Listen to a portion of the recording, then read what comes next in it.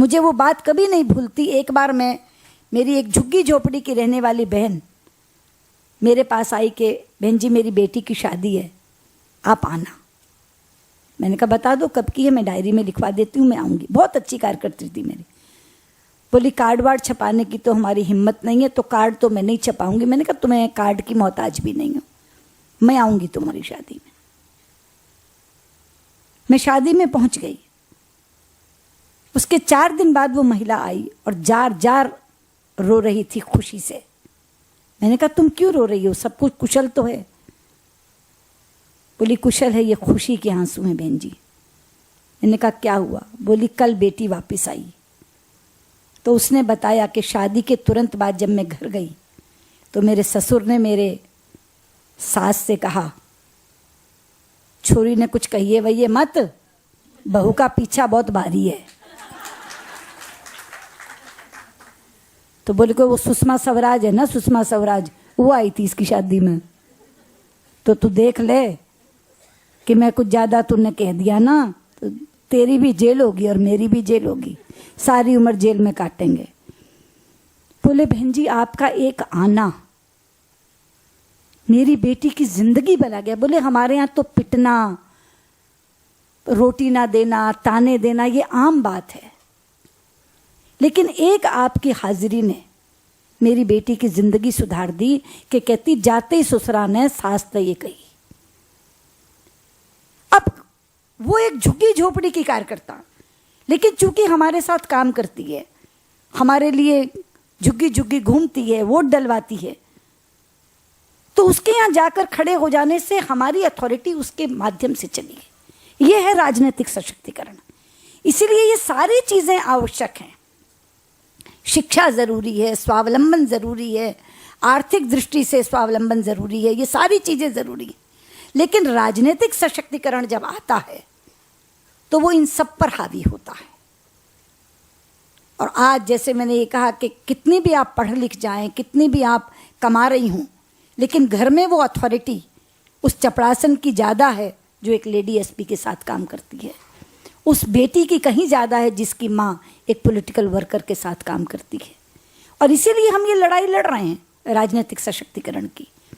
हमने 33% को तो 50% कर दिया, लेकिन विधानसभाओं में और संसद में ये आरक्षण 33% का हो, क्योंकि मुझे मालूम है उसके बिना देय नहीं मिलेगा। तो वर्षों से इलेक्शन कमेटी में हूं, वर्षों से, हर बार का अनुभव एक ही है। प्रदेशों में आप सबका अनुभव है। स्मृति तो स्वयं अब इलेक्शन कमेटी में हैं, देखती हैं। कोई कारण नहीं, सीधा जीत नहीं सकती। क्या प्रमाण है जीत नहीं सकती? 1-2 बार तो मुझे कहना पड़ा। फिर इसकी जगह जिस पुरुष को दे रहे हो एफिडेविट लिख दो कि वो जीतेगा जरूर। जितने पुरुषों को देते हो वो सब जीतते हैं क्या? और मैंने कहा ऐसे ऐसे उदाहरण हमारे पास हैं कि जो सीट पुरुषों ने कभी नहीं जीती वो हमने महिला को दी और वो जीत गई। मध्य प्रदेश का ही उदाहरण है, सागर का, सुधा जैन, कभी नहीं वहां से पुरुष जीता था। सुधा जी को हमने टिकट दी, सुधा जीत गई, और 1 बार 2 बार नहीं 3 बार जीती, और उत्कृष्ट विधायक का अवार्ड लिया उसने। 3 बार जीती, जो सीट पुरुष कभी नहीं जीतते थे। ऐसे ऐसे उदाहरण है कि जो रिजर्व्ड सीट पर महिलाएं लड़ी, उसके बाद उनकी सीट जनरल हो गई, तो वहां की जनता ने मांग की कि नहीं हमें यहां से यही चाहिए। बाकी सब हारे, वो जनरल सीट से भी जीती। कलकत्ता के दोनों उदाहरण, किरण बैठी हैं, दोनों हमारी वहां की सांसद पार्षद कलकत्ता की, दोनों पार्षद जनरल सीट से जीती, और जनता ने कहा कि जनरल सीट से इनको लेकर आओ। तो ये कौन सा प्रमाण है? ये तो बहुत आसान है कह देना जीत नहीं सकती। बहुत लड़ाई लड़नी पड़ती है। लेकिन जैसे कहा अभी जिस एक शब्द का इस्तेमाल किया था विनय जी ने, माइंडसेट, ये जो माइंडसेट है, पुरुष वर्चस्व मानसिकता, इससे लड़ रहे हैं हम, इससे संघर्ष कर रहे हैं।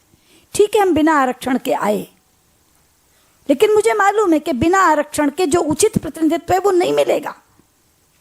आ गए हम लोग, लकी थे, आंदोलन की उपज थे, आंदोलन से निकले हुए आए, उसके बाद एक छाप बन गई। लेकिन कितनों को मिला? ज्यादातर अगर आप देखेंगी तो आपको कौन सी महिलाएं मिलेंगी आज राजनीति में? वो जिनको राजनीति विरासत में मिली है या हादसे में मिली है।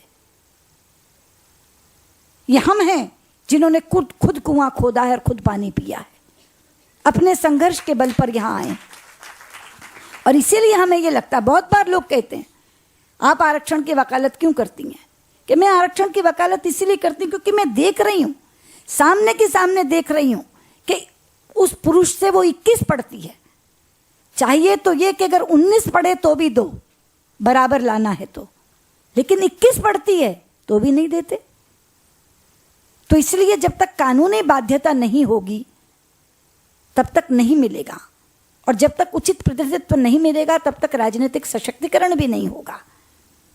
लेकिन वो लड़ाई चलती रहेगी, वो हम लोग लड़ रहे हैं संसद में। यहाँ से कानून पारित हो जाएगा तो संसद और विधानसभाओं में 33% मिल जाएगा। लेकिन आप लोग जो जहाँ जहाँ बैठी हैं, जैसे मैंने कहा कि सशक्तिकरण का मतलब केवल पॉलिटिकल एम्पावरमेंट नहीं है, वो लड़ाई हम लड़ लेंगे। संगठन में लड़ी, वो कमेटी मेरी ही अध्यक्षता में बनी थी जिसमें आरक्षण देने की बात थी, लेकिन हुआ और बहुत स्मूथली हुआ। लोगों को लगता था हो नहीं पाएगा, लेकिन हुआ। आज 33% आरक्षण महिलाओं को मिला है। लेकिन अभी सुमित्रा जी बगल में बैठी कह रही थी, मिला है पर महत्वपूर्ण पद नहीं देते, महामंत्री नहीं बनाते, खाना पूर्ति करते हैं, उपाध्यक्ष बनाएंगे, मंत्री बनाएंगे, महामंत्री नहीं बनाएंगे। लड़ लड़ के महामंत्री बनवाना पड़ा है यहाँ। प्रदेश अध्यक्ष नहीं बनाएंगे, जिला अध्यक्ष नहीं बनाएंगे, और टीम में, प्रदेश की टीम में उपाध्यक्ष बना देंगे, मंत्री बना देंगे। दर्शनी दिव्य पोस्टें जो हैं वो दे देंगे, लेकिन जो एक्चुअल पोस्ट है वो नहीं देंगे। वही पुरुष वर्चस्व मानसिकता, वही माइंडसेट आड़े आता है, उससे भी लड़ना है। वो लड़ाई हम लड़ेंगे, संगठन में भी लड़ रहे हैं, लड़ेंगे, संसद में भी लड़ रहे हैं, लड़ेंगे। लेकिन आप लोग जो जहां जहां बैठी हैं, चाहे वो समाज कल्याण बोर्ड में हैं, चाहे वो महिला आयोग में हैं, चाहे वो मंत्री हैं, आप अपने अपने यहाँ देखिए कि गुड गवर्नेंस का कौन सा उदाहरण आप प्रस्तुत कर सकती हैं जिसके माध्यम से हम महिला सशक्तिकरण कर सकें। मुझे लगता है कि एक सेशन यहाँ होना चाहिए अनुभवों की बांट का, जिसने अपना अपना किया है, ताकि जिसे हम कहते हैं कि गुड प्रैक्टिसेस एक दूसरे के उसमें, कि जहाँ अलग अलग मंत्री बताएं कि हमारे यहाँ क्या हो रहा है, ताकि दूसरे उसमें कर सकें कि हम भी ये करें। हाँ, वो बहुत आवश्यक है। और अलग अलग से ये महिला आयोग वाली भी, समाज कल्याण बोर्ड वाली भी, कि हमने क्या क्या किया है, एक दूसरे की सांझ से पता चलेगा। लेकिन इसके बाद यहाँ से जाने के बाद, क्योंकि मैं तभी सार्थक समझूंगी अपने इस वक्तव्य को जब यहाँ से जाने के बाद आप ये तय करेंगी कि आपके अधिकार में क्या क्या करना है, उस अधिकार के माध्यम से आप अपने प्रदेश की महिलाओं का सशक्तिकरण कैसे कर सकती हैं, और फैसले लेने का काम करिए। फैसलों को बहुत स्पीड और गति से अमली जामा पहनाने का काम करिए। अगर इतना भर आप यहाँ से ये मंत्र लेकर चली जाएं तो मैं समझती हूँ मेरा ये उद्घाटन सार्थक हो गया। बहुत बहुत धन्यवाद।